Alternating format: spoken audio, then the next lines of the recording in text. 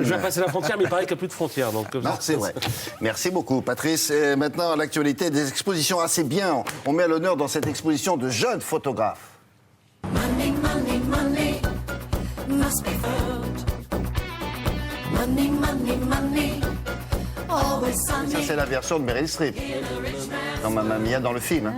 Bonjour, monsieur Thomas Hervé. C'est une exposition qui met à l'honneur de jeunes photographes. Alors, ce sont les lauréats de la bourse dite du talent. Exactement. C'est joli, ça. Qui Édition décerne 2010. Alors en fait, le but de la bourse du talent, c'est de promouvoir de jeunes photographes, soit parce qu'ils sont étudiants, ils sont en dernière année, soit parce qu'ils sont tout jeunes assistants de photographes émérites, et donc ils envoient leurs travaux. Et en fait, le grand principe de la bourse du talent, c'est de se dire, qu'est-ce qui va les distinguer? En fait, qu'est-ce qui fait une bonne photographie? Une photographie qui va remplir vraiment tous les critères d'un concours, d'une mauvaise photographie. Mais il y a des catégories, il y a l'actualité, le sport, non? Il y a des catégories, il y a des coups de cœur, il y a tout ça, mais il y a surtout une photographie à un moment donné qui va sortir du lot parce qu'ils en reçoivent des tonnes et des tonnes. Il y a plein de photographes aujourd'hui, ça c'est vraiment démultiplié, qui ont leurs petits appareils. Donc il y a énormément de... Et qu'est-ce qui va faire la différence? Qu'est-ce qui va faire que tout d'un coup, une photo plutôt qu'une autre va sortir? Quels sont finalement les critères de l'excellence?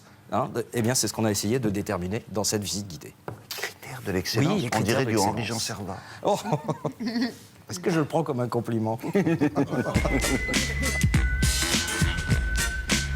Alors, comment gagner un concours de photos? D'abord, en choisissant son paysage, par exemple la cathédrale de Chartres, ou alors, je sais pas, le Mont Saint-Michel. Eh bien non, Possim Sambat, lui, a choisi Courneuve-Plage. Voilà. Alors, c'est un sujet qui peut être surprenant, parce que Courneuve-Plage, faut bien l'avouer, voici le palmier olympique, voici la piscine olympique, voici les touristes olympiques. N'empêche que c'est complètement original, et c'est comme ça que Possim Sambat a réussi à décrocher la mention spéciale de la Bourse au Talent numéro 42.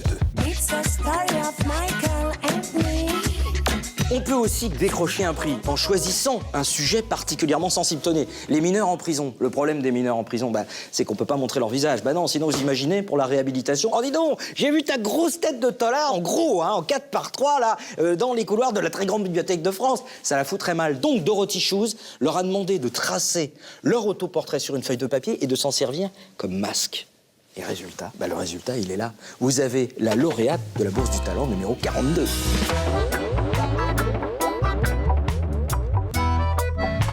Que faire lorsqu'à cause d'une maladie, vous êtes coincé dans votre chambre en haut d'un immeuble? Vous prenez un appareil et vous photographiez tout ce qui se passe dans la rue. Résultat, vous avez un reportage saisissant. Vous traduisez complètement l'ambiance de votre quartier. Bon, en plus, il se trouve que Najda Grou, elle était coincée en haut de la 127e. Ah oui, c'est en plein cœur d'Harlem, à New York, donc c'est sûr que ça ramène des photos un peu intrigantes. Alors, si vous êtes coincé au rez-de-chaussée de l'avenue Général de Gaulle à Melun, peut-être que le reportage sera... Mais bon, préjugé, peut-être qu'il se passe des tonnes de trucs à Melun.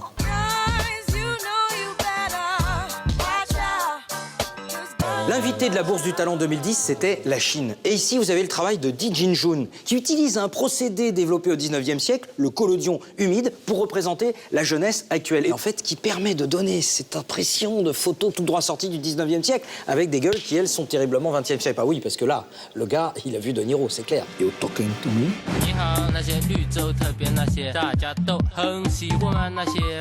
Et pour terminer, Nicolas Dervilliers a été sélectionné dans la Bourse du Talent numéro 44. Alors lui, il s'est pas cassé, il a carrément pas pris ses personnages en photo, non. Il les a piqués sur Internet, ce sont des touristes, et il les a incrustés dans des images de sous-bois ombragés. Et le contraste entre la lumière et l'obscurité crée cette espèce d'impression étrange, d'irréalité. Mais la réalité, quand on y pense, qu'est-ce que c'est? La réalité, c'est une illusion entretenue par votre gouvernement.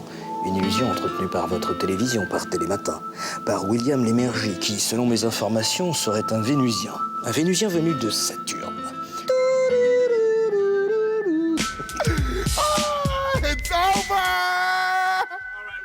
Mais sinon, ça va mieux. N'importe quoi. Voilà. Vous êtes prêté pour ça. Bien sûr, bien sûr.